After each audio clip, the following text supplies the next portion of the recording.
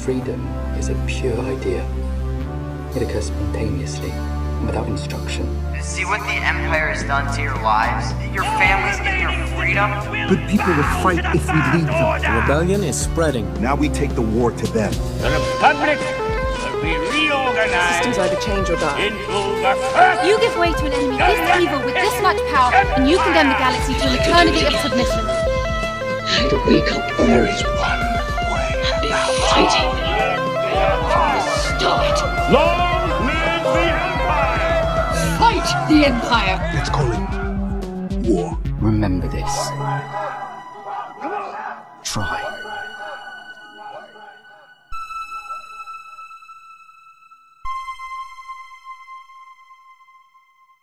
Hey, Sophie.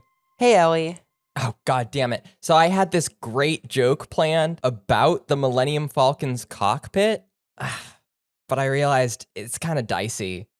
Why? No, do you not? Whatever. You'll get it in like Oh, half dicey, like the little... Yeah, like the little, yeah, we'll get there. I'm not good at Star Wars. Hello and welcome to Daughters of Ferrix, the only show brave enough to ask, what if Han Solo were a lesbian? I'm your host, Eleanor Mueller, and with me is my co-host, Sophia Dunstan. Who is a lesbian? Who is a lesbian. Sophie, you were just in San Francisco, right? The center of the gay universe, as I like to call it, yes. If you insist, what's the worst thing you ate there? I don't know. They had a really terrible continental breakfast at our hotel. Like, it was like the eggs were like soggy, like just like floating in water. So that was probably the worst thing. Floating in the water. Uh-huh. At that point, it's not eggs. At that point, it's soup. It's like soup? Yes. I don't eat a single meal without first thanking Daisy, Sedana, Hoopa Blom, Anna Trumbo, Zach Pat Productions, and Fido Dogstoyevsky for supporting us over on Patreon. Great name, Fido. When you started saying that, I thought you were intoning some sort of like Star Wars prayer because it was completely incomprehensible to me. That's names, buddy. And an extra special thanks to Faith Fool for becoming one of our treasured comrades. Y'all are the repurposed Bacta-droid that fills this beverage cup of a show. Oh, good one. If you're interested in early access to the show, the Daughters of Ferrix Discord server, and entirely new bonus episodes, check us out at patreon.com/Daughters of Ferrix. Please, Ellie needs money. I need so many monies. Oh, small spoiler warning right here at the top for the new game Star Wars Outlaws. Early game stuff, premise, mostly. I'm going to make a vague reference to some other things, but frankly, if you care that much about spoilers, you've probably already played the game, so yeah, be warned. Sophie. Ellie. Get in your head. Close your eyes. Don't close your eyes. Imagine you are Kay Vess, outlaw extraordinaire. I feel very like jaywalky at the moment. Excellent. The worst crime you can think of. Getting in the way of an automobile. I say outlaw extraordinaire. Not really extraordinaire. So, Kay was a street rat from the Cantobite Workers District. She eked out a life through slicing and petty thievery, living in a little room above a bar. But like all plucky Star Wars protagonists, she wanted more, and accidentally ran afoul of a local gang when trying to, rob them. She needed off-world to start a new life in the core, away from the violence of her home, so she took an even riskier job, joining a crew stealing from the big-ass rich guy vault of Slero Ruback, a mob boss's mob boss. That is the most, glup shitto name I have heard in my life. Slero Ruback. Sophie. It's Star Wars. They're all Glupshido names. You gotta get over the Glupshido name. They're all bullshit. It's just part of it. But Slero Ruback is just something that a little kid would come up with. Like when I was 10, I'm pretty sure my little sister and I playing with our Legos in the sandbox named one of the Smurfs Slero Ruback or something. That's how George Lucas does it. Anyway, Slero is the head of the up-and-coming crime syndicate Zarek Besh. They're new, they're rich, and rumor has it they've got the underworld scared. Kay does a good job. She gets past mansion security, she worms her way into Slero's quarters, and she hacks into the vault. but her luck runs out when her crew double-crosses her. They stun her, and they leave Kay to be caught by Slero himself and his fucking armed guards, or whatever. She barely manages to get the better of them, slip through their grasp, and it's out of the vault, through the vents, into the hangar, and aboard the only ship there for Kay to steal. An EML 850 light freighter, a one-of-a-kind prototype. The type of ship that'd be an instant classic if it ever hit the market, but instead remains the sort of ride rich collectors only ever hear legends about. Except Slero, who loved it, and obsessed over it, and of course, owned it right up until Kay Vess needed a speedy getaway to anywhere but there. Just like flying a speeder, right, Nix? She hopped in, flew off, and left Zarek Besh humiliated, putting out a death mark on Kay, the thief who fucked over their syndicate boss. Can I take a guess as to what ship this is? Sure. I think is it the Millennium Falcon? That's a YT-1300. This is a new ship. This is a new story. Oh, exciting. The Millennium Falcon is not unique, notably. I mean, it's been fucked with to hell. It's got all sorts of modifications. It's unique in and of itself, but like the model, it also has like God inside of it. It does, according to Solo, a Star Wars story. It has some very capable literal consciousnesses inside it. Anyway, Millennium Falcon ain't unique, but this thing is. Kay Vess, in her new ride, jumps to the first place that shows up on the ship's navicomputer. Tashara, a planet covered in wide open savannas. But the fancy old ship took a lot of damage trying to escape the Zarek Besh enforcers from Canto Bight, and immediately she has to make a crash landing. Anyway, you're Kay Vess, outlaw ordinaire. You've got nothing to your name besides a vintage blaster at your hip, your axolotl dog buddy on your shoulder, about 120 credits in your pocket, and a much heftier price on your head. How much, like, is 120 credits? Like, is that like a hotel room or? Sure. We'll say a night's hotel room, 2 nights hotel. Oh. Don't ask me the credits thing. I would love to take an episode and just try to figure out what credits are worth, but especially when it comes to video games, it's so very inconsistent that I don't know if such a question is appropriate. Get that out of here. Get that shit out of here. We don't talk numbers. We do not talk numbers here on the Daughters of Ferrix podcast. We're just vibes. Vibes only. So you, Sophie, Kay Vess, you need money in order to put it toward the repair of your ship, which is the only chance you've got to get off this rock. So you brave the bandits on the road and take the ship's speeder bike to the largest settlement nearby, Miragana City. Miragana lacks a lot of things: adequate space for its citizens, freedom from the thumb of the Empire, but what it has is an ample supply of work. Everyone here wants to hire you for something. Ignore the spaceships or the aliens. The least realistic part of the game is its hoppin' job market. I mean, look. Just like getting a job in Portland, it's all about who you know. In Miragana City, you could attempt to get in the good graces of the Pike underboss. You could steal from an installation for their benefit. You could steal from the Pikes, gathering intelligence for their rivals Crimson Dawn. Or, even better, you could fuck around.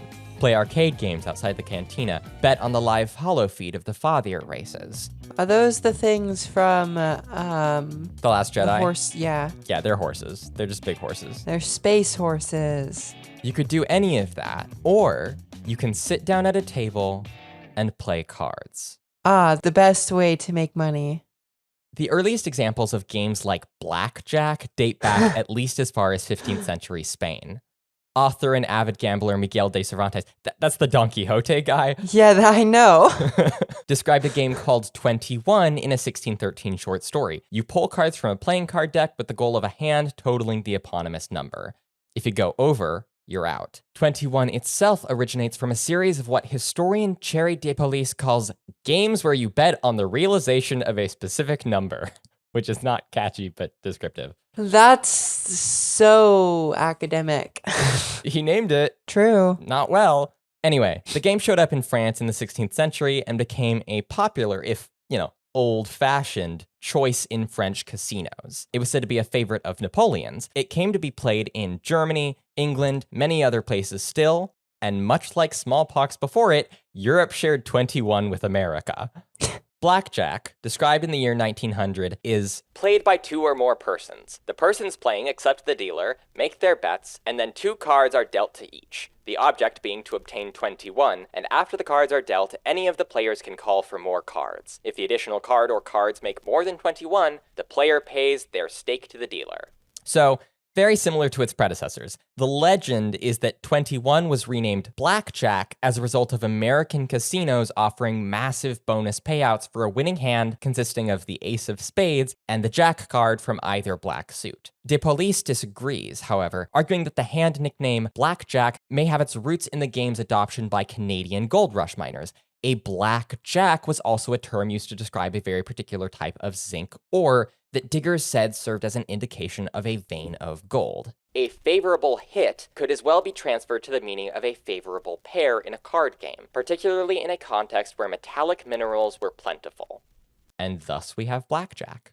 I always quite like the idea of old Western saloons, right? Where you would, if you're a man, if you're a woman, you don't want to be there. But if you're a man, you go in there and you have just like this bag full of gold dust and you just kind of plonk it down on the counter and you're like, barkeep, give me whiskey. And also I want to gamble away all of this gold that I just mined. Yes, that's exactly how it went. Which is why the best way to get rich in the gold rush was to own a store or something. Start selling shovels. Or like jeans. Or opportunities to develop a crippling gambling addiction. Gambling's probably bad, kids. We'll talk about that more later. That's my like most Methodist opinion or Baptist opinion. Gambling is bad. So, you're Kay Vess. You sit down at a table in Miragana City. The high roller buy-in isn't great, it's 100 credits, but if you win the game, you could quadruple that number, thanks to the presence of your 3 opponents. The table is circular, in the middle of which is installed the dealer, a turntable droid. Yeah, it's fucked up. Let's not dwell on the specifics. I have no mouth, but I must turn. I have no mouth, but I must deal. I feel like card dealer droid is a much better job, but that's just me. Well, because you get to make witty banter with the customers. Like, that's the whole, like... It doesn't talk. The dealer does not talk. Oh. Which it seems worse to me. I want to be able to chat with the dealer droid. Anyway. Yeah, to offset my losses of money I can gain in conversation. Yeah, you're paying for the experience of the card game. In front of the droid are 2 shuffled decks of cards, one colored red, the other yellow, and the dealer gives every player a single card from each. But of course, in Outlaws, you're not playing blackjack. Sophie, can you guess what game this is? Oh boy, my favorite game that I was really bad at the one time I played it. It's called Sabacc. It's called Sabacc. Well, this is Sabacc, but not what you've played. This is Kessel Sabacc. Which is different. What kind is the Sabacc that I've played? We'll get there. I'll be real with you. This type of like really mundane bullshit is the real reason I got Star Wars Outlaws on release. AAA games right now are way too expensive. Rarely have I played a game that I felt was genuinely worth $70, but I wanted to bet on the horse races and talk to people in the bar. Okay, well then just download one of those stupid sports gambling apps and sate the urge with real money. But it's Star Wars. It's Star Wars-y. Oh, I see. Anyway, I know that Ubisoft paid some people to talk about this game. Unfortunately, Daughters of Ferrix has yet to be bought by corporate interests. We're too political to be bought by corporate interests. Let's be real. Like, correct. They don't align with my based views about monarchism. They don't align with my based views about anti-corporatism. Yeah, I just want to talk about this video game so that maybe I can justify my poor financial decisions. I don't know. The goal of Kessel Sabacc, like most forms, is to have the best hand in comparison to your fellow players at the end of play. Your first turn comes around quite literally when the droid rotates your way. You're only allowed 2 total cards in your hand, and you've got to have 1 of each color. So you can keep your hand as is, or you can draw from either deck and their corresponding discard piles. But for that, you must pay. So, something unique to this version of the game is that every player starts out with 6 chips in front of them. These chips don't correspond to actual cash or anything, they're just for the purposes of the game. It costs 1 chip to draw a single card from either deck or their discard piles. You spend a chip, draw a card, and discard your previous card of the same color if it makes for a worse hand. Or you accept your hand as is and stand. allowing play to continue with the next player. Basically, once everyone has had 3 turns, you show your cards and the winner of the round is the person who got the best ones. Which is rather similar to regular poker, as I recall. A notable fact of Kessel Sabak is that it only uses 44 cards, 22 in each deck. Standard numbered cards, which range from 1 through 6, 3 imposter cards, we'll talk about that in a moment, and 1 special card per deck, named a Psylop. A winning hand in Kessel Sabak consists of 2 cards with the lowest possible difference in value between them, ideally 2 cards of the same value, which is called a Sabak pair. A given Sabak pair is more valuable than another when the total value of your hand is lower than that other. So a Sabak pair of 2 1s is more valuable than a Sabak pair of 2 4s. Still with me? Relatively speaking, yes. I know there are a lot of numbers. This gets kind of wordy if you're not familiar with it, but I promise you, this episode does go somewhere eventually. I've yet to explain the other 2 types of cards. If you get one of the imposter cards in your hand, you don't know its value until the end of the round. When your turn comes to show your hand and one of your cards is an imposter, you roll 2 6-sided dice and choose whichever of the 2 die values you prefer. Obviously, there's a risk there. You don't know that you'll get the value you want, but it might be a better option than just forsaking a Sabak pair entirely.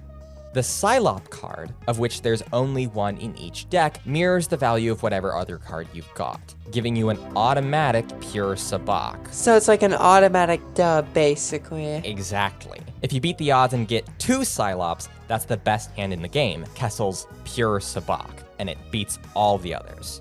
So, you get to the end of the last player's 3rd turn, and you show your cards. The winning player gets all the chips they spent in that round back. But losers aren't so lucky. If you lose with a Sabak pair, you're taxed 1 chip. If you lose without the pair, you are taxed an amount equal to the difference between your 2 cards. Taxed and spent chips are then lost for the rest of the game. Moral of the story is that you want that Sabak pair. I feel like we should get this animated. We're gonna, audio medium. Sorry, kids. You know, maybe not forever. Foreshadowing is a literary device. There's this kind of interesting symbolism within Kessel Sabak where all of the money that you lose is like taxed. There are things you can play that are called tariffs. Like it's very much like we are operating under a governmental system, which makes sense. Outlaws is set within the year after Empire Strikes Back. You know, this is very much imperial times. I just think that's kind of cute about it. We're gonna have tariffs. We're gonna make other countries pay for... That's all I could think of. For our cards. Yeah, for our cards. Yeah. Anyway, after all that, any player who's still got chips to spend continues on to the next round. It's last one standing. The final player, after all others have spent or been taxed all chips, wins the buy-ins of her fellow players. One last mechanic in Kessel Sabak, there's also the option during your turn before you draw or stand to play what's called a shift token. You start the game with 3 and use them progressively throughout to affect different parts of play. There's a token that refunds you 2 spent tokens, for example. Another trades your hand with the players. Another still tariffs all other players 1 chip each. There you go. As you can imagine, the right token played at the right time can utterly change the outcome of the game. Shift tokens are how you introduce some like video gamey progression into a card game, perform well at certain tables, or find the right merchant, and you can get new tokens to choose for future matches. Shift tokens, and imposter cards especially, also bring in a key element of all forms of Sabak, which is a certain level of bullshit. We'll talk more about that in a bit. Bullshit from the players or bullshit from the game? Bullshit from the game. Ooh. I like Kessel Sabak enough. I played a test round with my girlfriend using a modified physical deck. I will admit that it's not always the most interesting game. It's a bummer how limited the hand results are if you're not like immediately primed for a low value Sabak pair. Or if you don't have shift tokens, it can get really tedious. And notably, its style of payout lacks a lot of the satisfaction seen in other versions. Again, we're coming to it. But also maybe I'm just salty because I'm kind of bad at it. It is fun in game. It has some design choices that I really like as an evolution of past versions. I like seeing Kay excitedly scooping her winnings toward her side of the table when I occasionally win. And I do respect that they made a card game that functions well in a single player setting. It's video gamey, but it's fine. So is this like a good way to make money in the game, or? No. You play to play. Okay, fair enough. It's like a mini game. You can get some good stuff. Like there's a reason to do it, but it's very much a side thing of the game. You want to make good money, you do jobs for criminals. But I bought the game to play cards, so I'm gonna talk about it. Damn it! I love to buy it. I love to buy a game about doing crime. It's a popular genre. That's why everyone's been waiting for Grand Theft Auto 5 for like 20 years or whatever. GTA 6, Sophie. Oh, whatever. Oh God. Okay, I hear you asking, when are you gonna get to these past versions of Sabacc? Well, once upon a time, was a specky adolescent twink gathering other teenagers to play Sabacc with me in my high school library. In case you were wondering if I was always this cool, the answer is clearly yes. Ellie, normally I agree that you're cooler than me, but I did not try and play Sabacc in high school. What did you do in high school, Sophie? Theater. Oh, okay, you're way worse than me. Moving on. I was class president. I don't know. Nice. I think I was 2. So I definitely was at one point. Not important. I blocked out most of high school. Sabacc is a pet fascination of mine. And so we're going to run over some of the out-of-universe history of the game because I think it's interesting. Sophie's socially obligated to be here, and you're stuck listening to this show.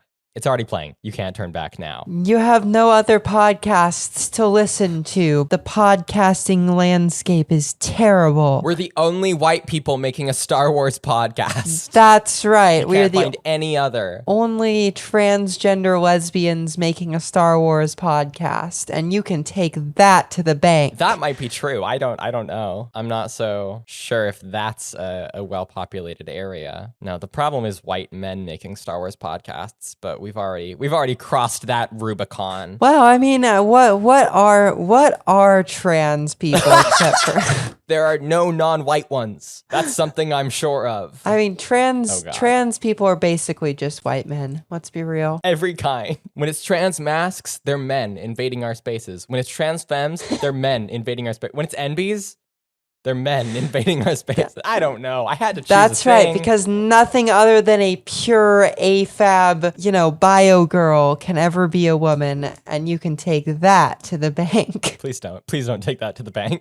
Do not mention us at the bank. I mean, unless you're mentioning us at the bank in order to have them start directing funds from your bank account into our Patreon. Yeah, that is an option. Patreon.com/DaughtersOfFerrix.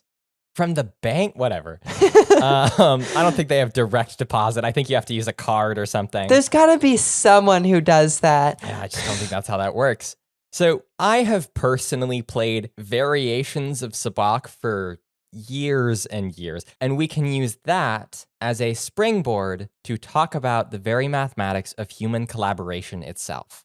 Eventually, if you humor me. Hey kids, do you know the meaning of the word shoehorn? Whatever. Star Wars history is still history. Fuck you guys.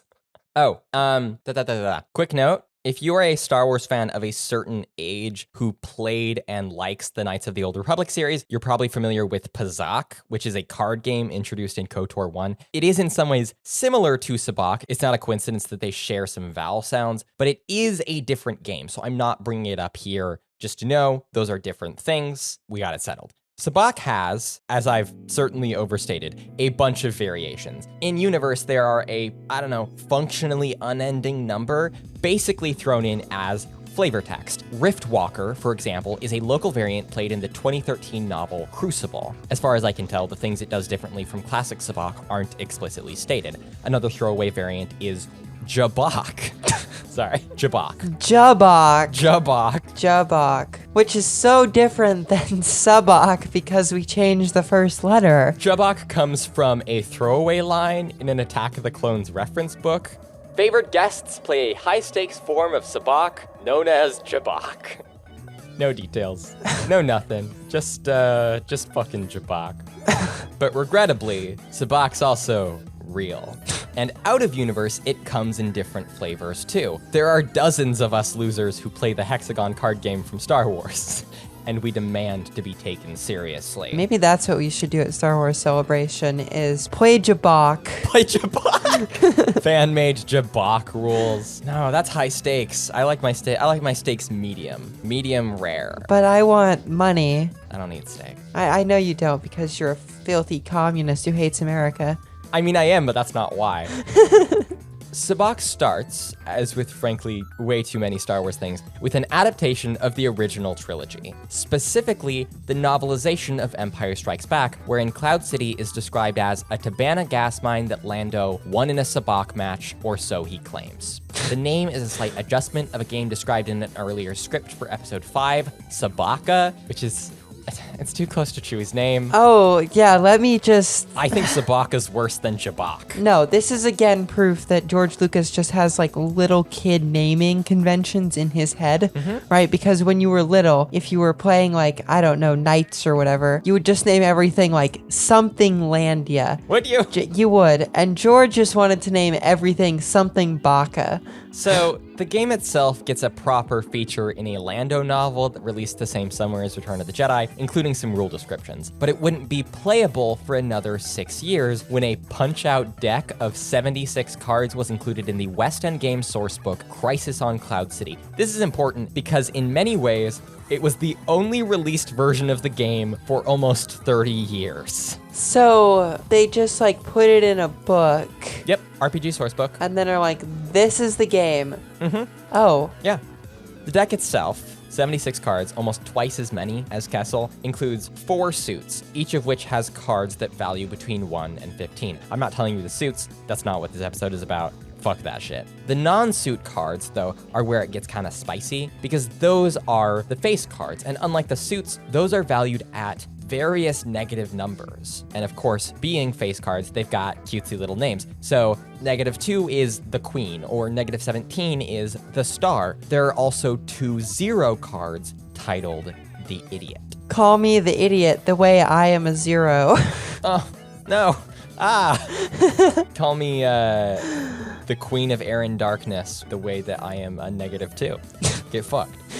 The dealer, who, unlike in Kessel Sabacc, serves double duty as a player in their own right, gives everyone 2 cards, and then you play. I'm going to explain this simplistically and kind of out of order because I want to focus on certain key mechanical elements. In the drawing phase, when your turn comes around, you can draw 1 card from the deck and add it to your hand. Or, if you've got more than 2 cards, you can exchange a card for 1 in the deck. You can only take 1 card per turn, but there isn't any limit to the number of cards you can have in your hand. So, no matter how many cards you have, so long as you get closest to 0, it's fine? Exactly. Okay, I'm starting to remember the rules from the time I played with you now. Wow, we're still talking about a different one. Are we? Oh my god. Can they just like, I don't know. No, they can't. Okay. They cannot, you don't know. You have to know. You have to. I'm forcing you to know. This is like a mimetic hazard. Like it's being forced into my brain and changing its chemistry. That's Star Wars, baby! After every player has had the opportunity to draw, players have the chance to fold if they so desire, dropping out of the hand. The way I'm explaining this, there's no incentive to do so. Ignore that fact. Let's move on. It's at this point that we return to one of the key features of Sabacc, the bullshit. Specifically, in order to make the game more sci-fi fantastical, the individual cards are meant to be specifically designed digital displays. Oh, that's entirely unnecessary. In universe, at any point in the game, the cards can shift. Physical versions of the game are designed to simulate that randomization. Quoting from Crisis on Cloud City, the player whose turn it is rolls a 6-sided die. If the result is a 1, 2, or 3, shifting occurs. In shifting, each player has 1 card chosen randomly by the player to their right, discarded from their hand. All of the cards which were discarded and pooled together are shuffled by the dealer. The dealer then displays the discarded cards face down on the table, and each player, in order, starting with the player to the dealer's left, picks one of the discarded cards and adds it to their hand. Alternatively, the dealer takes all or most of the cards, which is way more simple, and therefore the method I prefer. Again, bullshit. It sucks to have your hand irrevocably destroyed by the roll of a die. Especially like 1, 2, or 3. It's fucking ridiculous. Anyway, play continues much in this fashion as long as the players desire. Drawing, rolling the die, maybe folding, drawing, rolling the die, and eventually, when one player is satisfied with her cards and the die has been rolled, regardless of outcome, the hand can be called, and all players must show their final card totals. Oh. The goal of 76 card sabacc is to have a hand total that is closest or equal to the number 23. Oh, yeah, let's just, I like that it's a prime number, I will say that, but let's just, sort of, for fun, increase the number of, it's blackjack, right? Yeah. By 2. Yeah, you see why I talked about it earlier. 21 and Kessel may not share, overt similarities, but it's the same lineage, right? Right, it's like an out-of-universe, there's an out-of-universe connection there. Really, a really obvious one. It can be negative or positive 23. Well, of course it can. If you go over that or under it, your hand automatically loses, and you bomb out of that hand. You also bomb out if you get a hand totaling 0. The hand totaling 23 is a pure sabacc. As far as I'm aware, no pure sabacc is greater than any other, and 2 players who have hand totals of 23 enter a sort of tiebreaker scenario. Don't worry about it. There is a hand that's better than a pure sabacc. However, it's kind of a joke in and of itself. It's named the Idiot's Array. If you're a Star Wars dork who knows one thing about sabacc, it's probably the Idiot's Array, so called because it's a hand that consists of an idiot card, a 2, and a 3. Literally, 023. It's very dumb. It's very silly. It's the best hand in the game. Oh, good heavens. There's this fan explanation that I've seen, which suggests that originally the Idiot's Array would have been like a cheat. Someone just went, fuck it. This is the best hand in the game. It's 023. And the other person is the idiot for believing that. Oh, you see, because I was thinking it was because the card 0 is called the idiot. Well, it is. It certainly is, but maybe it's called the idiot because is that, or what, that is why it's called the Idiot's Array, is because it has a 0 in it. Oh, most notably, I've deliberately left out a crucial part of 76 card sabacc rules. I'm going to mostly explain that part in more dramatic fashion later on, but I'm leaving stuff out so I don't have to repeat that stuff. That is doing this game a disservice. If you're actually interested in 76 card sabacc, look up the rules for real. They are better than I'm making them sound. It's a fun game. Sabacc would continue at that point to have mentions and appearances in stories and books and whatever after Crisis on Cloud City, but besides story context and without much interest in expanding its depictions or releases, sabacc kind of, stood still. It was briefly shown in an early Rebels episode, and probably as a result, a 76 card deck got an extremely limited updated release at Star Wars Celebration soon after, but that was it. Classic sabacc, as some call it, may have been the norm for decades, may have garnered even a few loyal players, including teenage me. I was playing on a printed deck of cards that I laminated with carefully placed packing tape. But it languished in semi-obscurity, lacking starring on-screen appearances, and frankly not being the most accessible. You had to make or source your own deck. The rules can feel a bit complicated, and at least in my experience, I found the card values to be a bit confusing for new players, particularly the negatives.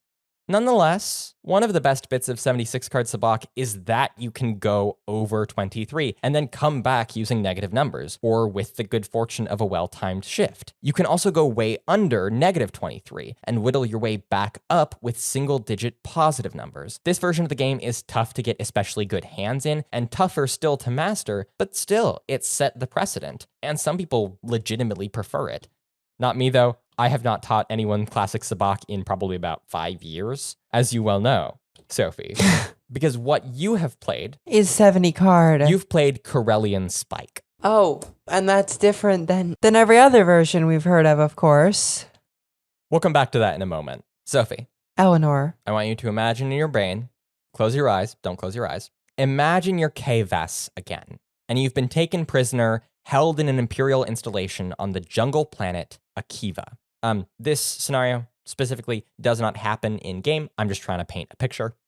See, you were pulling a job along with your hot droid commando buddy, ND5. You two broke into the Imperial base. You were there to steal something important for the Hutts. But you fucked up, you tripped the alarm, and now you're separated from your partner, sitting in an interrogation room with an ISB agent across from you. The agent lays it all out and explains that you have a choice between 2 options. You can stay quiet, keep what you know to yourself, stay a good little collaborator for Jabba, and get sent away to prison on a trespassing charge. The other option is to spill it all. Tell the Empire all about the job for the Hutts, give the imps what they want, take a plea deal, and maybe you get some time off of your sentence. I like time off of my sentence. One tends to prefer time off of their sentence. I mean, jail's nice and all, but here's the rub. The Empire also has ND5. He's in an interrogation room down the hall from yours, and you know that there's an ISB officer giving him the same choices. He can stay quiet or he can rat, and his choices affect the outcome of yours. Oh, prisoner's dilemma. Yeah, you got it, Sophie. Let's paint the numbers. If you both stay quiet, you both stay the course, they caught you trespassing, but they lack more incriminating evidence. You both go to jail for 1 standard year.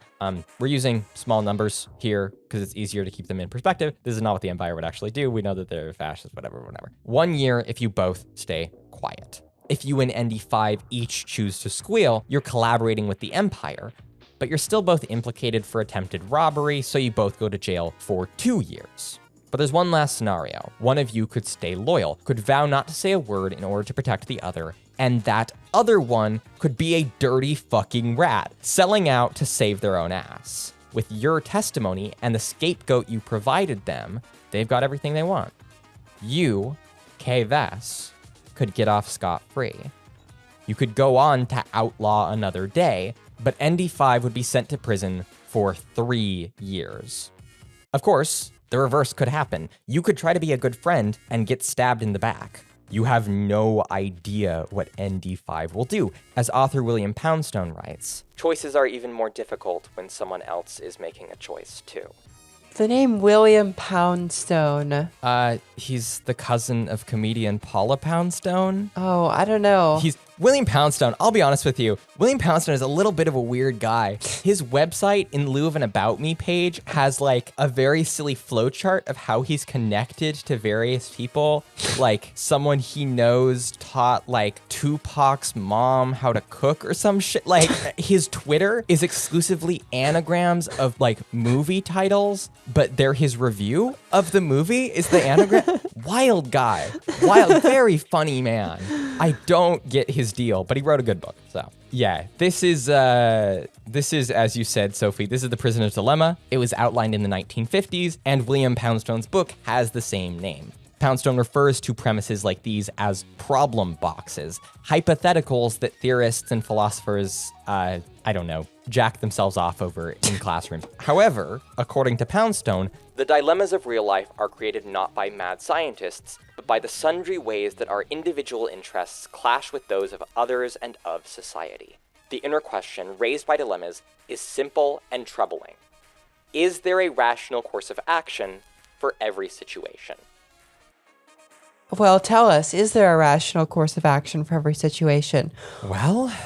Or is life, in fact, a scattershot madhouse? You want me to give you all of the answers to your life? I do. And I know there's a numerical answer, but I'd prefer a non-numerical answer. Anyway, yeah. How do you know what to do in the prisoner's dilemma? What's the rational course of action? How do you go the least to jail?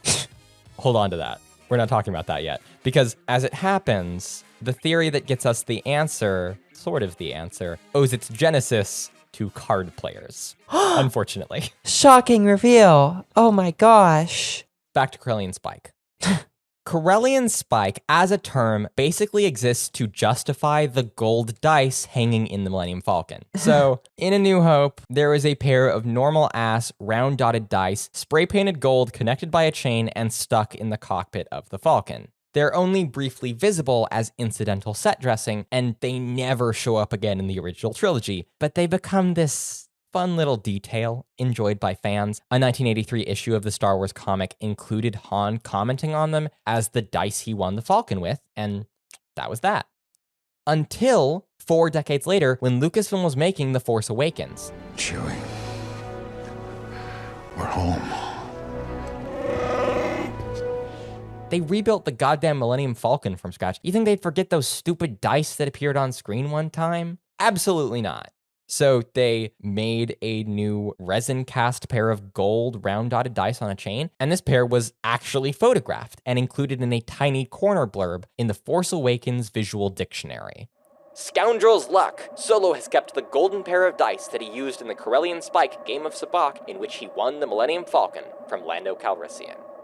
Oh god, you must be saying, we've heard this before. A variation mentioned once in a reference book as flavor text with no details included? It's Jabak all over again! Time to make some shit up. Well, no, it's not Jabak. It's Gabak. No, this one is Gabak. It's Gabak! Or Habak. Anyway, no, it's not another Jabak. Stop asking me that. Stop asking me about Jabak. Labak is what you take to get into university in France. Really? It's a test. Fun French facts. Anyway, it's not Jabak. Corellian Spike lives.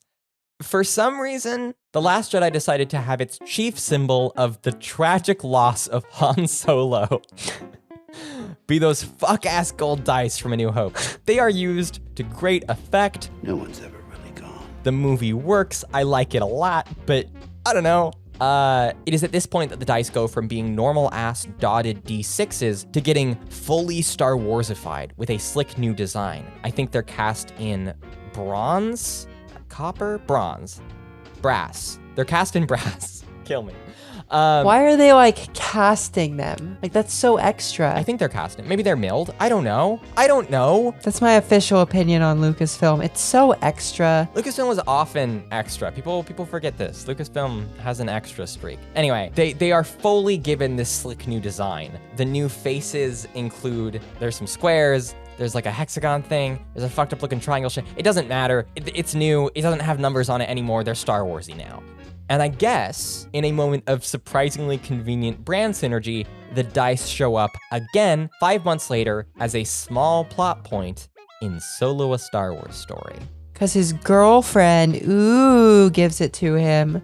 No, they were his originally. Oh, right. Yeah, that's true. He's just kind of always had them. So Solo as a movie was intent on doing all of the Han Solo bullshit. That means they have to show Han playing cards and winning the Millennium Falcon. That means Corellian Spike. We did it. We did it, Reddit. We did it, chat. The dice are something he starts with, right?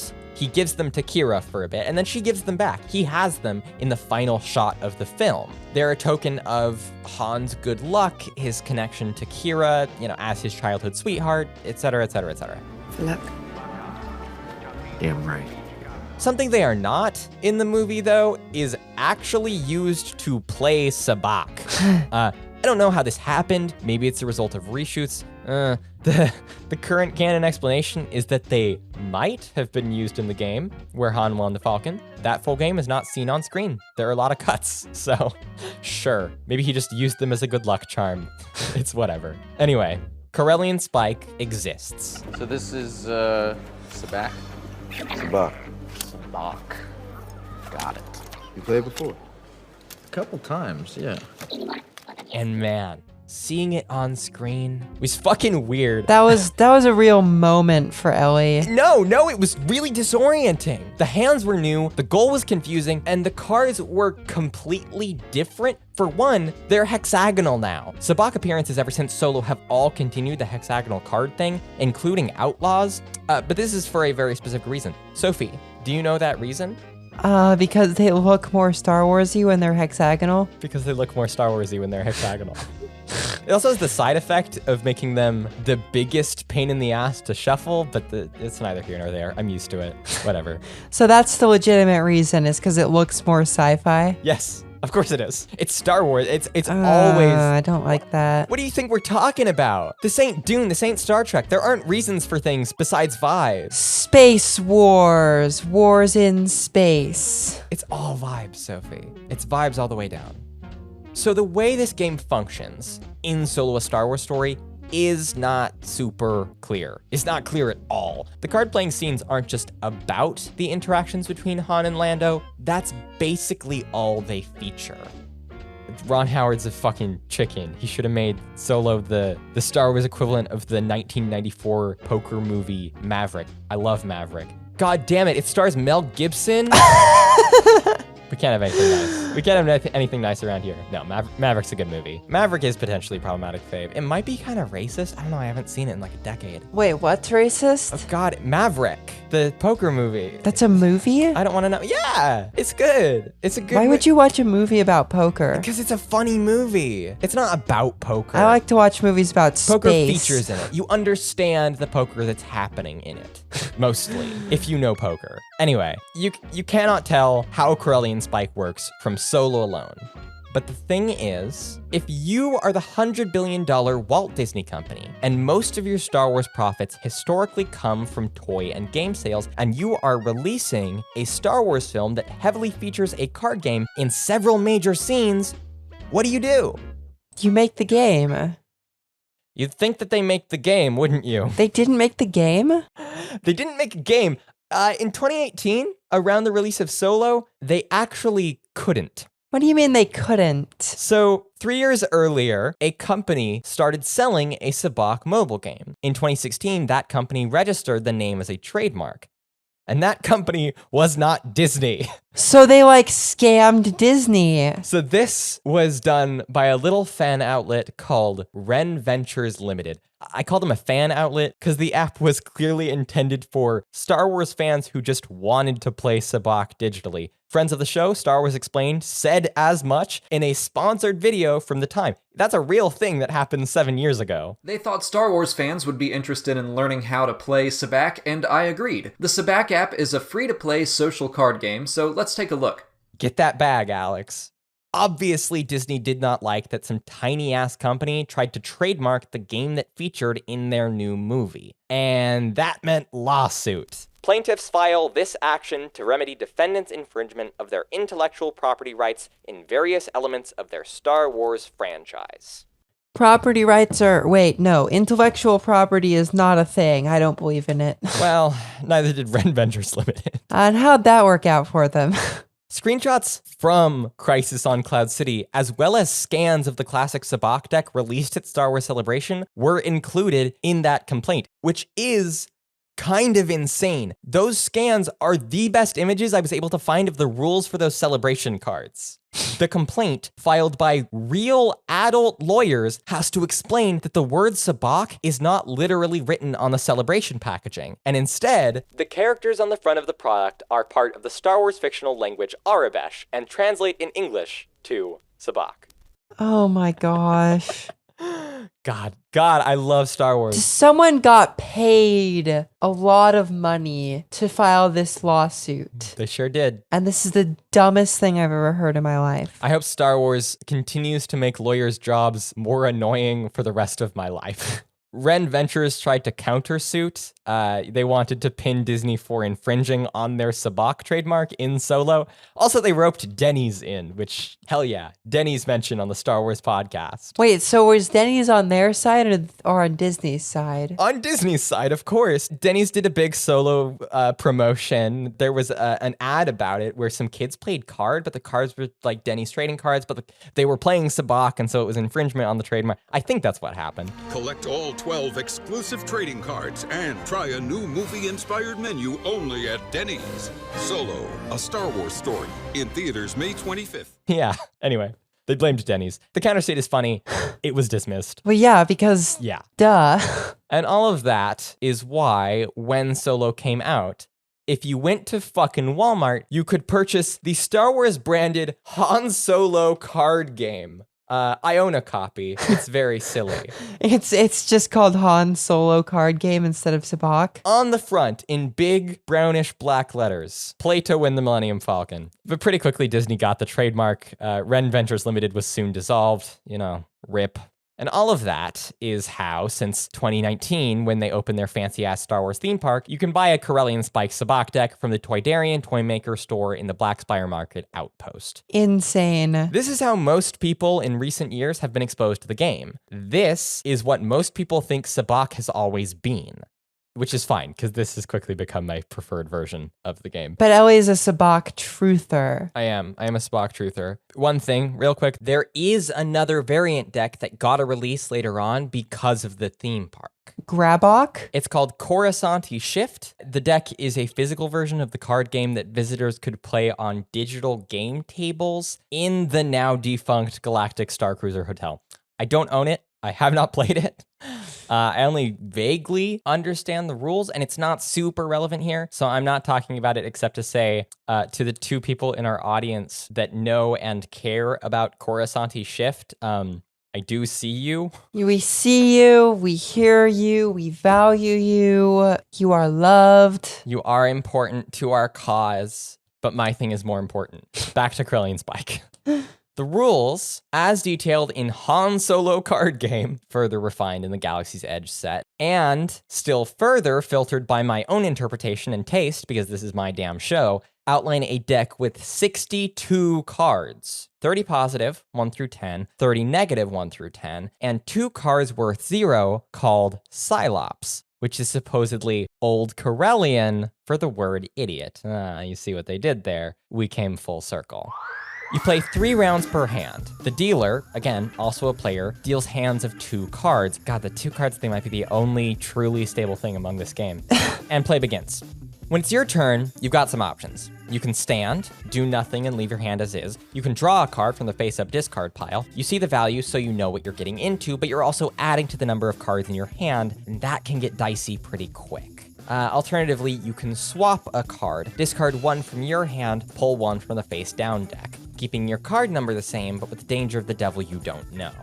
Lastly, you can fold, show your shitty hand, and give up your chance to win. So that's what you can do with your cards, but this is Sabacc. What about the shift? What about the bullshit? We've finally gotten to the point where the dice come in. This is what the dice are for. Oh, wow. It only took us like an hour and a half. That's recording. It's going to be a lot shorter for the listeners. 45 minutes, whatever, to get to the dice. After each draw round, you roll the dice. And if you get doubles, well, you count your cards, you hand them into the dealer, who reshuffles the entire deck, and she deals you out the same number of completely different cards. This is where the risk of a larger hand comes in. Directly after a shift like this, a hand with 2 total cards is around 2/3 more likely to win than a hand with 3 cards. This thing is unreliable, it's random, it's obnoxious, and it is an utter treat to be able to instantaneously go from 0 to 60 and vice versa, especially if you're getting your ass kicked. Once the players have all gone thrice and the dice have been rolled thusly, the players show their hands. The goal of Corellian Spike, Sophie, do you remember? It's to get 0. It's to get 0. It is a hand total as close to or equal to 0 as possible. There are a few rules as to what hands are better in the hierarchy. A value closer to 0 is better than not, so -5 is better than +8. But a positive hand is worth more than a negative hand of the same value, so +2 is better than -2. And in Corellian Spike, there are lots of rules for what hands equaling 0 are better than other hands equaling 0. There are hands like a squadron, 0 with 4 of a kind. Full Sabacc, which is like a squadron, but specifically with 10s, and a Psylop added on. This is the hand Lando cheats to get in order to win against Han. You're very good. But not good enough. Full Sabacc.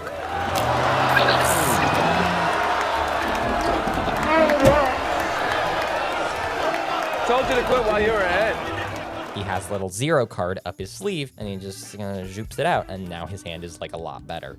Positive cards are green, negative cards are red. So one of the easier ways to get 0 can be a pair of 2. You might sort of recognize this from Kessel Sabacc. Isn't that fun? But that's worth less than a 0 with 2 pairs. The hands are kind of silly. I don't have all of them memorized because frankly it doesn't matter. Most hands are going to result in only a player or 2 reaching 0 itself. Best hand of the game is a pure Sabacc, which is a hand with 2 Psylops, 0 and 0. For the record, there are some people that play Corellian Spike and permit the Idiot's Array, 0, 2, and 3, which is rancid. I do not stand for it. The dupe is no longer funny when you're not playing for 23. I don't care. Get that out of here. I don't play that way. Ellie has stronger opinions on Sabacc than anyone else in the world. Not than anyone else in the world, just than anyone else worth listening to, you know? As a famous podcaster. Yeah, sure. Anyway, there is a crucial aspect missing from this oh-so-beloved Galaxy's Edge deck, and it's the mechanic I left out of my explanation of the classic game earlier. Sabacc was first introduced as the means by which Han won the Falcon fair and square. Fair and square, baby. Fair and square. It's a gambling game. Like, yeah, I get that Walt Disney doesn't want to encourage kids at Disney World to gamble their hard-earned pennies away, but I would argue that the gambling mechanics are a crucial part of Sabacc. I am somewhat surprised that Disney does not want children to gamble their hard-earned pennies away at Disneyland. They don't want them to gamble in that obvious way. Because that might get them in trouble with federal regulators. Gambling rules are prevalent. That's all I'll say. Gambling laws, I should say. For clarity, I don't play with cash. We live in a cruel, horrible, capitalist world wherein money is the only means by which most of us can stay fed and sheltered. Money is the only way to stay alive. To take somebody's money, in some ways, is to bleed their ability to live, especially if they're worse off than you. Again, we live in a bad world. So if you sit down with me and a deck of Sabacc cards and play a game, I'm not gonna take your money. What I will do is give every player the same number of chips or tokens or whatever, and that way, everyone's starting off on even ground. No one's got too much to lose, and I get to feel especially good about it when I kick your ass. Because you're not taking my, $3 or whatever. Exactly. I feel like I personally would play Sabacc with, pennies. That would be fun. Pennies are worthless, so. If you want to fake gamble, but also make their a very small real money stake, make pennies into dollars, then you can all pretend that you're high rollers and bet $1,000 and it's $10. That's kind of pushing it. I do like the idea of using pennies though, if only because, but then you have to have pennies around your house. No one likes to have pennies. Everyone has so many pennies around their house because... I don't have that many pennies. Well, you live in a cashless society because of woke. So do you. I don't. Salt Lake City is a cash society. Not by that much. We have anti-woke Governor Spencer Penis. Do you have actual woke mayor? Woke Mayor Aaron Mendenhall? Wait, what does that have to do with anything, though? Cashless society in Salt Lake City. You said Salt Lake City. You did not say Utah. Oh, I didn't say Utah. That's true. All right. The reason that not gambling breaks Sabacc is that there's no incentive to fold. There's no reason to ever stop playing, and therefore there's no victor besides the person who got the best hand after 3 turns. Because yeah, unlike Kessel, if you're playing Corellian Spike with gambling rules, you're playing the long game. The gambling rules I play with are essentially adapted from a combination of the classic Sabacc rules and the canonization of some of those rules in the solo visual guide. Before dealing cards, players offer an ante into the Sabacc pot. Classic rules mandate 1 credit total, but I just let my players choose. The player adjacent to the dealer offers an ante. The next to play decides if they want to match or raise that amount. It continues around the circle until everyone's put the same amount in the Sabacc pot, or the players that can't are out of the game. I guess the players that don't want to can also not. And then cards are dealt. You're familiar, Sophie. I am familiar. I'm remembering this from the singular time I played Sabacc, or Corellian, Spike? Corellian Spike. Yeah, I taught Sophie Corellian Spike on New Year's Eve of last year. Oh, it was New Year's Eve, wasn't it? It was. I drank a lot of vodka. Yeah, you guys were wicked drunk. Yeah, and I gotta tell you, this is some confidential information for fans of the pod. Ellie and her girlfriend Adie are really fun drunks. They are hilarious. Oh, that's so sweet. I had a really good time driving them home because they were just being hilarious in the backseat.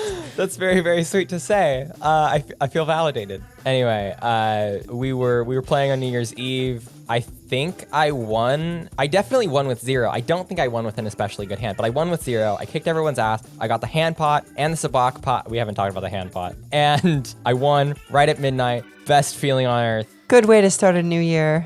Hell yeah. Play Corellian Spike. Is the takeaway from this episode. As long as the takeaways don't be racist. This time the takeaway is play Corellian Spike. That's a first for this podcast. I don't think we've talked about racism once.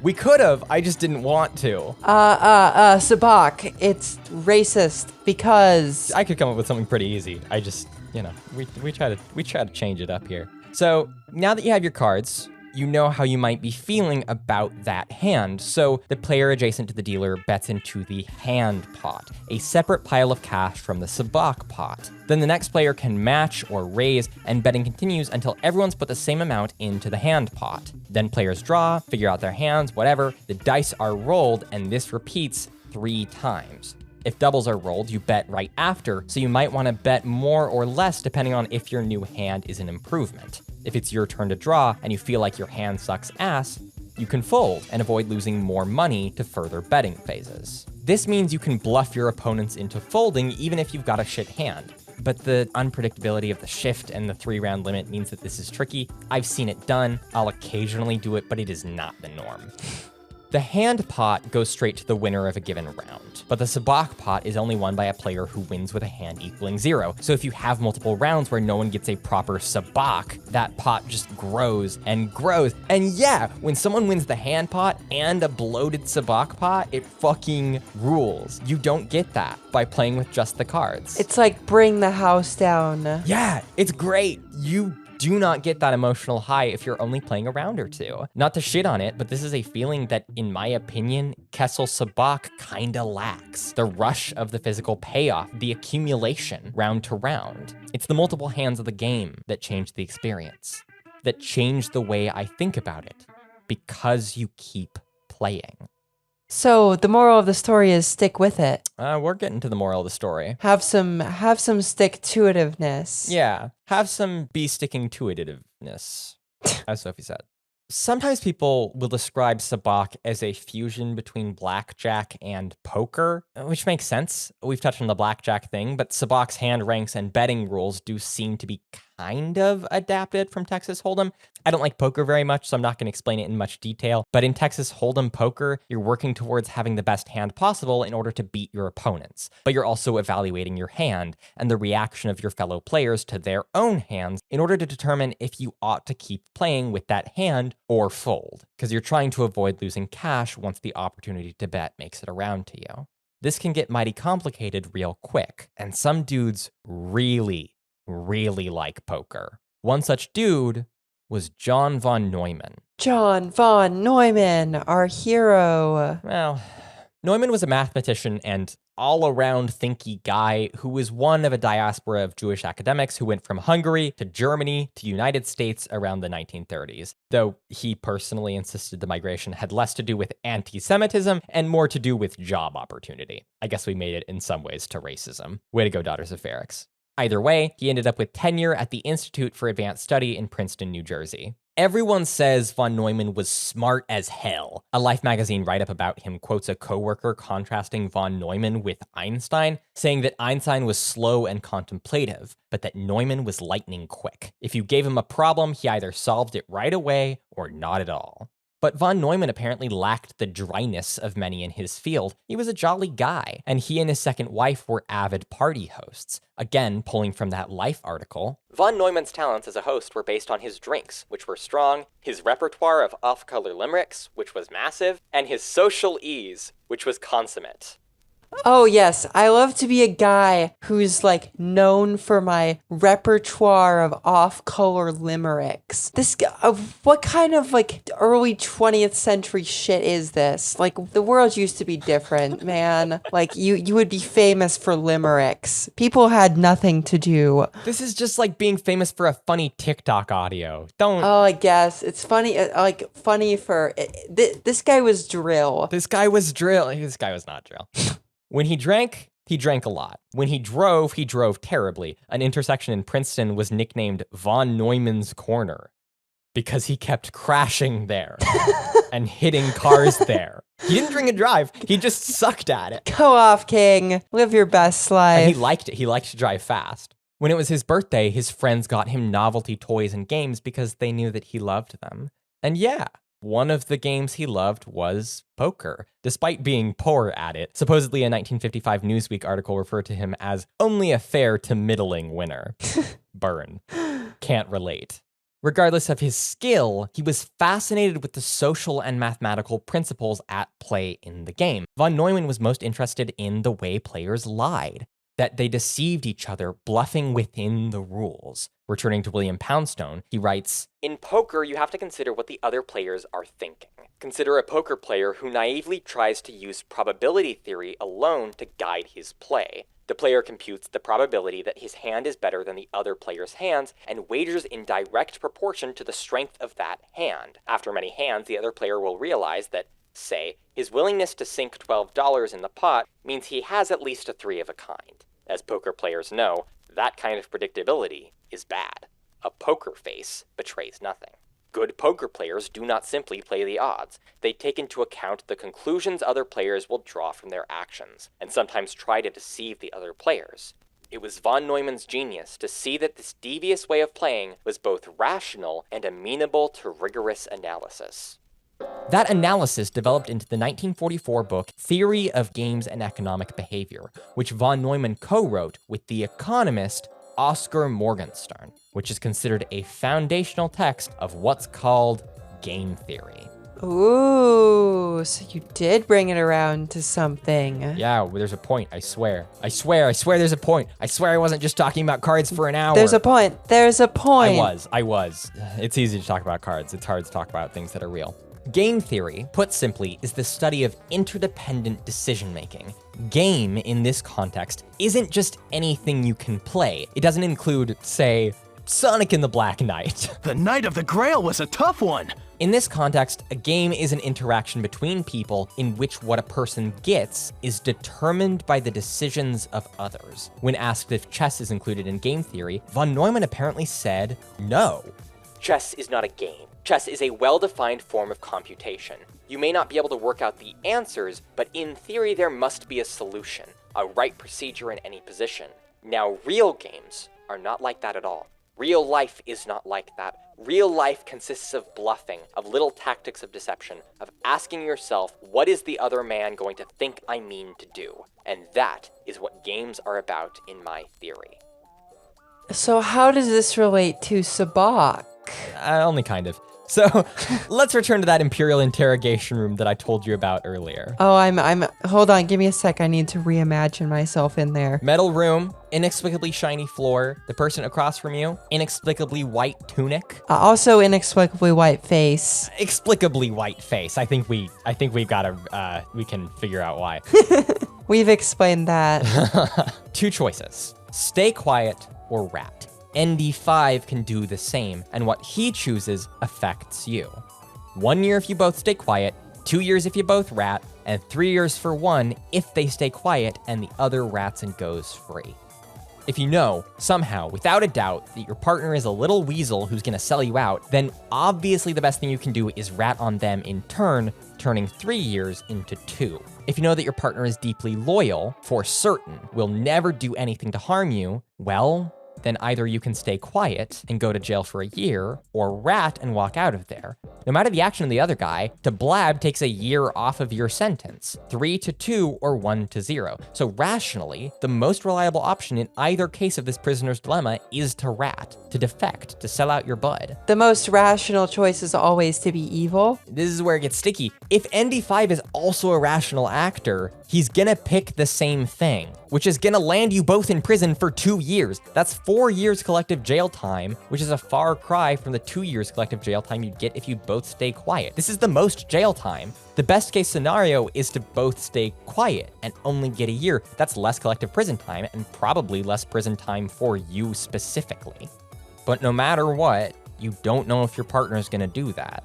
So it's not a safe strategy to stay quiet. Yes, be evil. Evil is fun. Hang on. Let's try a version where you're not betraying your beloved friend. You're K-Vess. Imagine, in your head, close your eyes, don't close your eyes, and you just stole a data pad on which sits very valuable information, a list of informants for the Pike Syndicate, and you want to sell it. You know that Crimson Dawn pays big for intel on the Pikes thanks to their rivalry, and they've offered to meet you out on the Tashara Plain in order to make the exchange. The Pike datapad for 2,000 credits. Pretty good money. But you also know that Crimson Dawn is ruthless. By reputation, when other thieves try to sell them contraband, a Crimson Dawn agent sets up a meeting in a remote location, the thief goes to meet them, and the agent pulls a blaster, shoots the thief, and takes the contraband without having to pay a cent. So maybe just meeting them on Tashara is not such a good idea. Maybe you should take precautions. Precautions? So you, Kvass, remember, in your head, suggest something else. You would leave the data pad in a bush on the Tashara plain, and they leave a case with the money under a rock on Tatooine. And once the deal is made, both parties call each other and direct one another to the stashed goods. You go to Tashara, you find the perfect bush, and you go to place the data pad when you suddenly think, why not just keep it? Crimson Dawn won't know. You can give them directions to an empty bush. By the time they realize there's nothing there and come to nab you, you can get to Tatooine, get the money, run off, never to see Crimson Dawn again. Easy cash. But you also realize, what's stopping Crimson Dawn from doing the same damn thing? Surely the agent is at least as smart as you are. Here's the new dilemma. If you and Crimson Dawn both keep your sides of the deal, you get the money, they get the data pad. If they keep the deal and you cheat, you walk away with both. If you keep the deal and they cheat, you walk away with nothing. And if you both cheat, then you keep the data pad and you still have the money. Ideally, you get paid and you get to keep the data pad so you can sell it again elsewhere. And you're sure that Crimson Dawn would like the nice shiny Pike intel for free. But you'd also be satisfied with the deal. You really need the money and they want the data pad, which you're their only chance to get. However, the worst outcome is to keep the deal while they cheat. So the rational option is that you should probably just cheat and not leave the data pad. But Crimson Dawn will also come to the rational option and you'll both leave nothing and get nothing, which is stupid. Because it's the worst option. So you should keep the deal. Cheating here totally destroys your chance at the common good. In von Neumann's work, he demonstrates that in a game with two players, there must always be an optimal way to play. That is, if that game is zero-sum, which is to say, it's sheer competition. In order for one to win, the other must lose. But it's not the case in every interdependent interaction that participants are completely opposed. Von Neumann didn't just play poker and write math papers and get into car accidents. He was a key player in the Manhattan Project, which saw the development of the first ever nuclear weapons. He was the guy who calculated that detonating the bomb above the ground would have a more devastating result on its targets than detonating it on the ground. And he was extremely in favor of using it. There's a sheet of notepad paper in the Library of Congress, which is written in Neumann's handwriting, that has a list of potential targets, Japanese targets for the bomb. Hiroshima, Yokohama. Neumann's opinion was that they should bomb Kyoto. The only reason Kyoto wasn't bombed is because the one guy had his honeymoon there with his wife like 2 decades earlier and was like, no, that place is pretty cool. We shouldn't bomb it. Arbitrary. Frankly, would we have Sonic and the Black Knight if Kyoto had been bombed? I don't know. I'm getting a bad vibe here. Probably wouldn't have the fucking Wii. Not that that mattered. Not that that's the most important thing. The most important thing is like the civilian lives and all that. No, the most important thing about the bombing of Hiroshima and Nagasaki is the Nintendo Wii, a gaming console from, what was it, 2009? 2006. Look, okay, I like the Wii. I wanted to make a joke. Point is, Neumann wasn't just some poker player, you know? Do we build the bomb?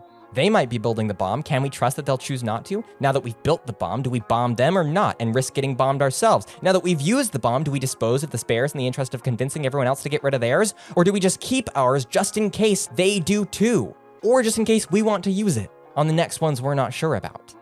This is one of the things that William Poundstone's book is actually about. The troubling question of whether to gain security for one side at the expense of the common good is not new to the nuclear age. Such issues are as old as warfare. The prisoner's dilemma is a universal concept. Theorists now realize that prisoners' dilemmas occur in biology, psychology, sociology, economics, and law. The prisoner's dilemma is apt to turn up anywhere a conflict of interest exists. How much of political conflict is the disagreement between people who are willing to put themselves at some risk of getting taken advantage of for the common good and people who aren't?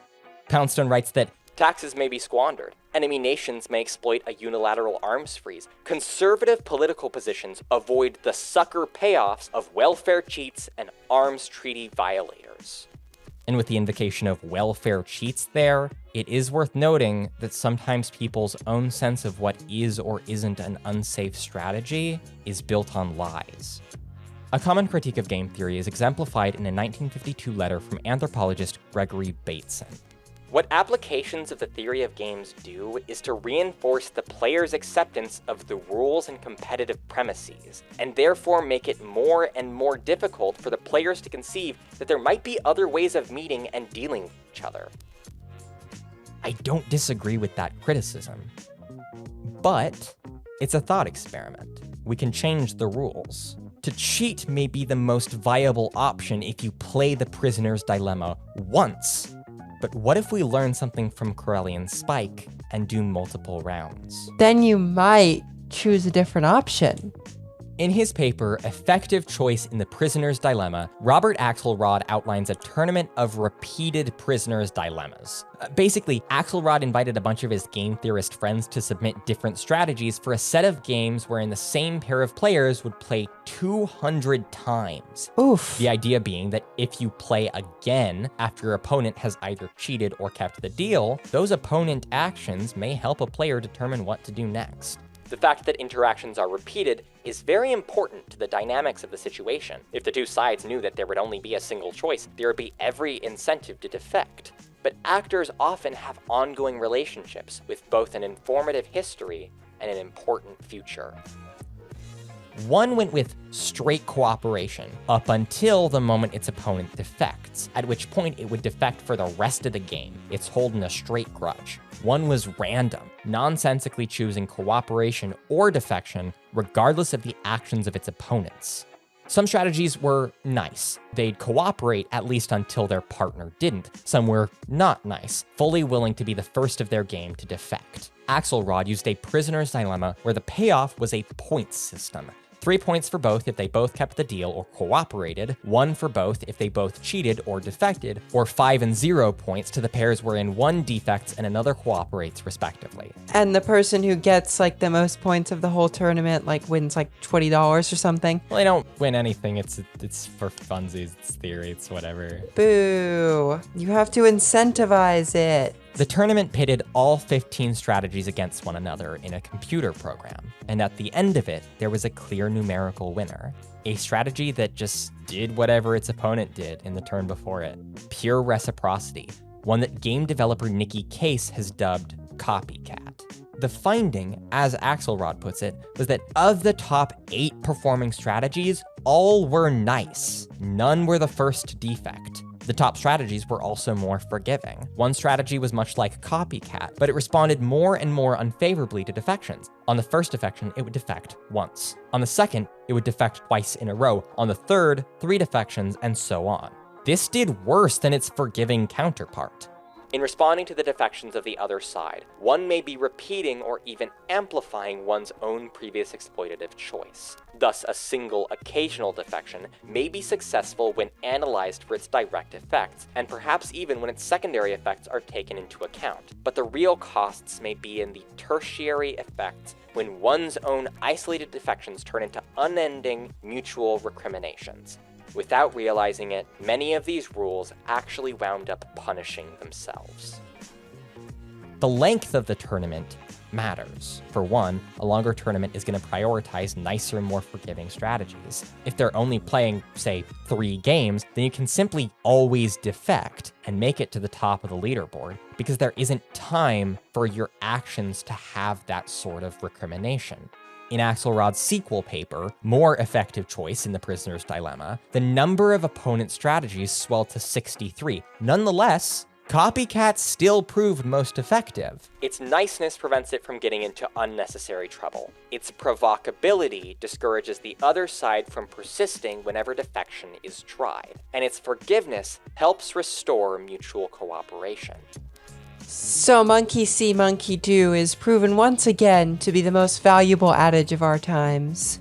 In Star Wars Outlaws, you gain reputation with syndicates when you behave the way they want you to, and you lose it when you cross them. But the power imbalance there does matter. If one player in the Prisoner's Dilemma simply earns more points than their opponent regardless of choice, then of course that player is going to win.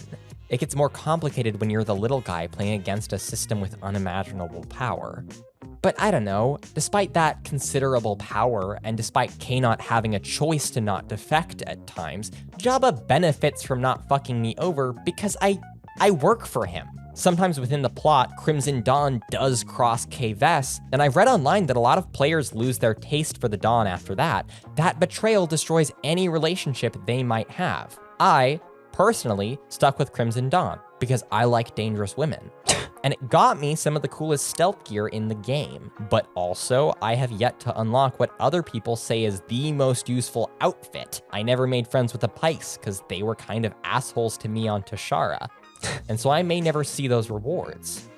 Also because I hate the Pikes. Fuck the Pikes. As soon as we introduce a dilemma into a situation with really any nuance whatsoever, there are lots of complicating factors. Sometimes people's actions can be misread. Their choices don't actually matter, or they're working with incorrect or biased rules. And people can make mistakes. And crucially, people aren't rational actors. Fuck the Pikes. So there are going to be defectors. You might have to be, as Axelrod puts it, provocable, but defecting first or holding a grudge after reciprocation can easily turn into unending mutual recriminations. It sounds obvious, but obviously it's a lot less desirable to do in practice. And the point isn't that copycat, pure reciprocity itself is key. There's no single logical strategy that will help you win games of conflicting interest every time, because your opponent may learn your strategy, or try to exploit it, or whatever. But there's a crucial discovery within Axelrod's tests, and it's that despite copycat earning the most points, it doesn't come out on top in the majority of its partnerships. It's not doing better on a match-to-match basis. It just earns the most overall. It's playing for long-term success. Maybe then Kira is right. Maybe it isn't that kind of game. The object isn't to win, it's just to stay in it as long as you can. That's actually a good, tie-in ending, I will say. Yeah, isn't that cute? Kira meant it really ominously, but I think it was kind of bars. No, I think she was, had read a lot of game theory in preparation for her takeover of Crimson Dawn. Certainly. Therefore, was making decisions based on that. Definitely. I personally feel much more able to take over criminal syndicates now than I did 2 hours ago. Yeah, that is exactly what all of this was about. I'm glad that you got the message. No, the message is go play Corellian Spy. I don't know. Thinking about this stuff has started to kind of change the way I'm thinking about, I don't know, that bit where William Poundstone talks about... Sophie, do you know the free rider dilemma?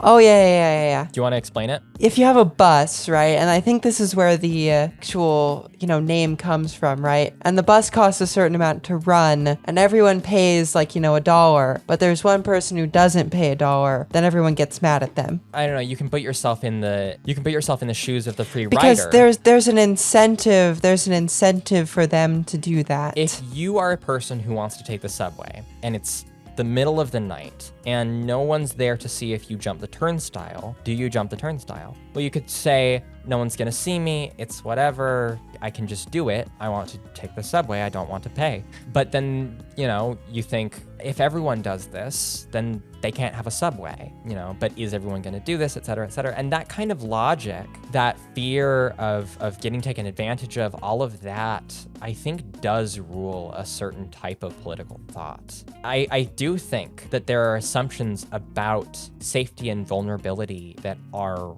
wrong. For instance, I think it's fine if some people don't pay for the subway. When I was a bus driver, I never charged people. Even sometimes they insisted and I didn't. I stand by that. I don't know. There are a lot of ways in which we as humans get kind of psychotic about people taking things from us when people often don't take that much more than what they need. And maybe I just have a degree of faith in humanity that other people don't. But I don't know. It's hard not to kind of see that in a lot of places.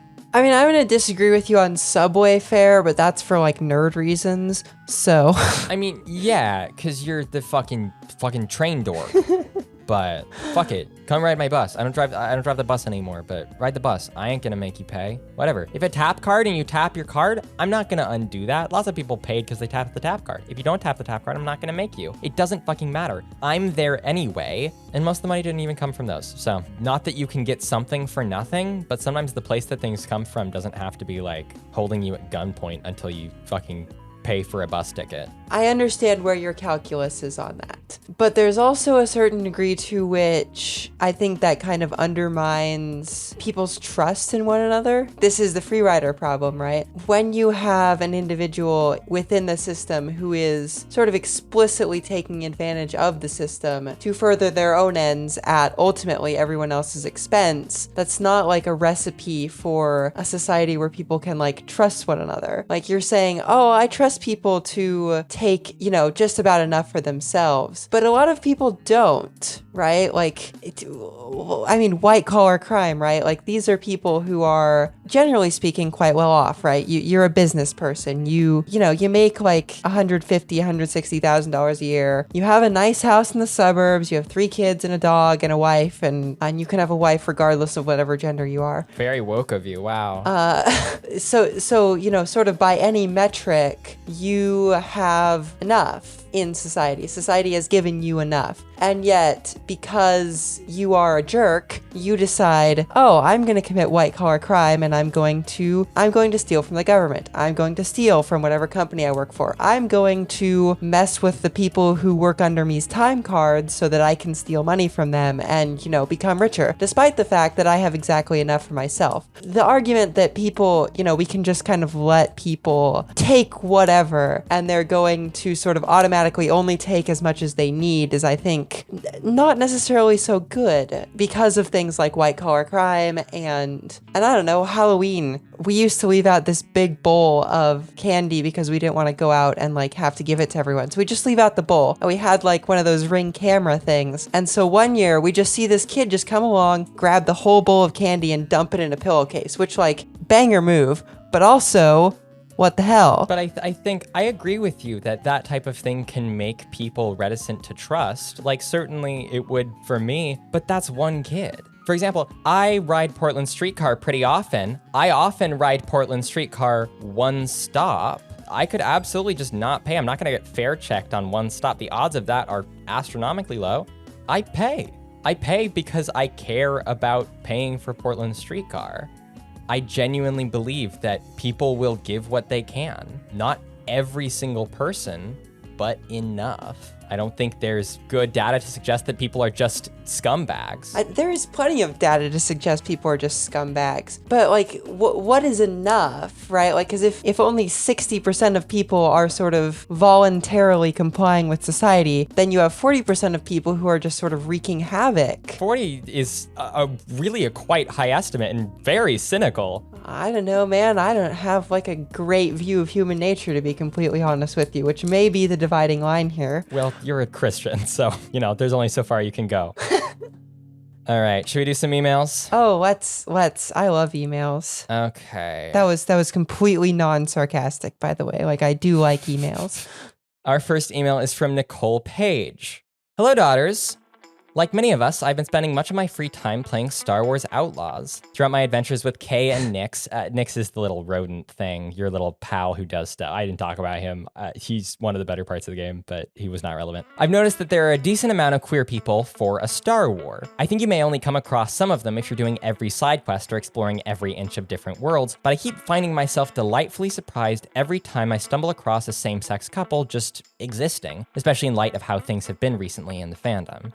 Obviously, these characters are all NPCs that don't relate much to the core storyline, not to mention that games take much longer to develop than TV/film media. But what are your thoughts on incorporating queer identities into Star Wars in general, or moving forward? Do you think this more casual inclusion is a good indication of things to come, or do you think that given the response to The Acolyte, they might stop altogether for a while? Having just listened to the woke ranking episode, I thought you might have some thoughts about it overall. Keep up the amazing work on the show, and may the force be with you both.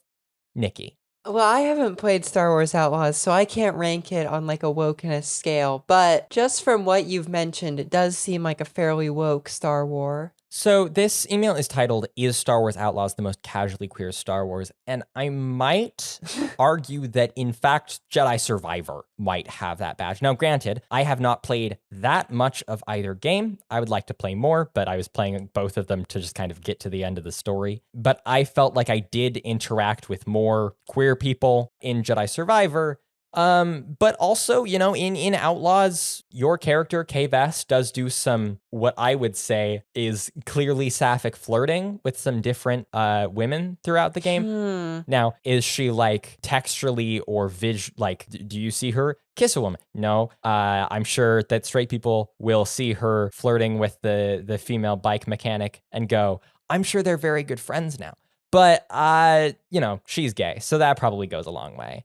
I don't know. Moving forward is an interesting question because I don't think The Acolyte got canceled because of bigotry simply. We have to remember that despite them being extremely loud, and frankly, there are a lot of people who are really nasty about that show, that's not the people that Disney makes those sorts of decisions because of normally. They tend to make it because of general audience viewership numbers and all of that. And that's not that. Listen, the dialogue that it was a bad show definitely hurt its success. Word of mouth does matter, but I'm hesitant to think that it's going to have any impact on how much we see queer people. It might have impact on how much we see black people in starring roles. That might happen. I do slightly worry about that, but I'm not that worried about the queerness thing. A lot of people who do work in creative fields are gay or know people who are gay. Artists, designers, writers like to write queerness, and they will do it if they are not prevented from doing so by corporate bullshit. I think, you're not trying to market Star Wars Outlaws to I don't know, a Russian audience as much. The demographics are different. And so... Well, and I don't think you can sell Star Wars Outlaws to a Russian audience at the moment anyway. Probably not. But you know what I mean. Yes. You're not trying to get ahead in the Chinese market the way you might cut some... Actually, the lesbian kiss in Rise of Skywalker was not cut out of the Chinese version of that film. I think it was cut out of the Vietnamese. It might have been Singaporean. But yeah, I don't know how much that kind of thing really affects it. We are living in a more queer accepting world. There's backlash to that. Homophobia is rampant. Both Sophie and I are plenty worried about transphobic violence. We get called all sorts. In the replies to this show. Go check it out. Don't check it out. I try to delete all that shit. But I don't like to make sweeping proclamations about they're not going to have queer people moving forward because people were shitty about a show, if that makes sense. And I do think it's a good direction. I think Star Wars games should keep doing that. I think the fact that you got to play as a woman in this game is fucking huge. Star Wars video games don't star women historically, unless they feature a character creator. And I really liked getting to play as a character that I saw myself in that way. That felt good. I like games where you play as men. I like Jedi Survivor. I actually prefer Jedi Survivor as a game, just more my style of thing. But I don't know. It's nice. It's nice to kind of mix things up a little bit. So that is a really good question. And maybe my issue is just that I haven't played as much of Outlaws as I would frankly like to. But yeah, I think Survivor does have it beat, unless we count K. If we count K, then blows fucking Survivor out of the water. Thanks for your email, Nikki. Our next email is from Brian. Hello there, daughters. I've just been enjoying the Ranking Star Wars by Wokeness episode thoroughly. I mean, I enjoy all of your podcasts, but this was a much-needed tonic. The only moment of gloom was the realization that what you said is correct. There are no gay male... There are no gay male fans of Star Wars. This was really brought home to me when I asked my friends with benefits if he'd been watching The Acolyte. His response? I haven't watched any of it because it's woke. What? Giant slug mobster crime lords would probably exist in outer space, but lesbian witches? That's taking your imagination too far. Keep on podcasting. Many, many thanks. Brian. Wait. So your gay man... I assume a gay friends with benefits. Is this Star Wars is too woke because there's lesbians in it? I mean, that's not the only reason people say that. bro, come on. Like, you're doing the same thing, dude. I have heard a lot of anecdotal accounts of people hearing other people like bring up the Acolyte, and then another person is like, no, don't watch that. It's trash. So do you think like lesbians are more or less woke than gay men? Oh, they are more woke because they are, generally speaking, women. And when they're not women, that's especially woke. No, because I would think that they're less woke because straight men reportedly think that they're hot. It depends. Are we watching them have sex? Oh, so they're less woke if they're doing it, and they're more woke. Depictions of men having sex with men is less woke than depictions of women having sex with women. But part of that is because a lot of the time, depictions of women having sex with women are No, I think it would be directed more woke. by... Did I not say more woke? Men having sex with men is more woke than on screen? Yeah. Yes. But gay men, as a fact, asking you to sympathize with a woman, that's too far, you know? Oh, I could never sympathize with a woman. No, me neither. I never have and never will sympathize with a woman. Women sympathizers. You could call them simps. Someone should try that. No, Brian, there are lots of gay men who like Star Wars. They're probably less active in the sorts of fandom spaces I'm in. Because they're normal? Because I'm not one of them. I definitely think like Star Wars is a different place in like the culture of gay men. It probably has a more similar place in gay male culture as it does to like straight man culture, which is casual fandom. Right? Because there are so many straight guys that are casual fans, they make up a huge percentage of the like hardcore audience. But I also think like because it's so normalized, straight men are more likely to see themselves as like hardcore Star Wars fans, even if they kind of aren't. That does happen where I'll have conversations with a guy and he'll be like, yeah, I'm super into Star Wars. And I'll like talk to him about something and he'll be like, I don't know what that is. And I'll be like, oh, okay, well, that's cool. I'll tell you about it. But like, because you're into anti-woke Star Wars. No, I'm into woke Star Wars. No, but they're into anti-woke Star Wars. Yes. Because they're they're into anti-woke based Star Wars. in chat or whatever. No, I'll talk about some old shit and people won't know what I'm talking about. You know, like I think that's a part of it. I do think gay men might take up a smaller share of the hardcore fandom, but I don't know. They're out there. They're super out there. I know multiple bisexual guys or, you know, some variation thereupon who like Star Wars. Look, I'm not homophobic. I have gay male friends. This is you right now. That is me. I'm making excuses for myself. Anyway, don't count yourself out. Obviously, there is a problem within gay men's culture of misogyny. There's also, you know, I call it the Denver phenomenon. Expand? Denver is like the most like reactionary gay men city. Okay, there you go. So Sophie proclaims. So, you know, maybe that is part of it. Maybe it is easier for some gay men to buy the wokeness line than it is easier for like women to. I don't know. I probably shouldn't try to diagnose gay men culture. I'm not either of those things, which is to say androphilic or a man. So I am not and have never been a manosexual. No, I'm not a manosexual. I'm not going to say I've never been a manosexual, but, you know, I've evolved. Thank you for your email, Brian. Thanks, Brian. If you have any questions, suggestions, or corrections, you can send them to our show email, daughtersferrix@gmail.com. If you want to listen to new episodes as they release every 3 Wednesdays, you can find us on most places you can listen to podcasts. You can find sources for this episode on our website, daughtersofferrix.com, and follow us on Twitter, Instagram, and TikTok at FerrixPod, FERRIXPOD. Thank you to our comrades, Joel Miranda, Emerson Reyes, and Faith Fool for making this episode possible. If you want to support the show, visit patreon.com/daughtersofferrix. I have been Eleanor Mueller. You can find me at The Letter Bomber on most platforms. Sophie, what about you? You can find me at Sophia and SLC, where I will not follow you back, at @TheRedLine_pod, where we talk about trains, and at Episcopiled, where we talk about religion. You can also find me here, because this is my podcast as well. This episode was written and edited by me, Eleanor Mueller. Our podcast art is by Jill Mueller. Our intro and outro music was arranged by me, with themes by Nicholas Bertel and John Williams. Thanks for listening. Don't gamble. It's bad for you. Don't gamble, but like also play Krellian Spike. Just get like a for fun. Like, get a set of play it with pennies, like, chips. Play it with pennies. That's gambling. Sophie's advocating for gambling. Sophie's part of the problem. I didn't say it. She said it. Look, as long as you don't like do sports gambling on your phone, I think it's probably fine. Don't do sports gambling on your phone. But sports gambling on your phone is like very bad. Bet on the horse races, but only in the video game where it's pretend. Pretend horses, bet real money. Think about it. All right, bye.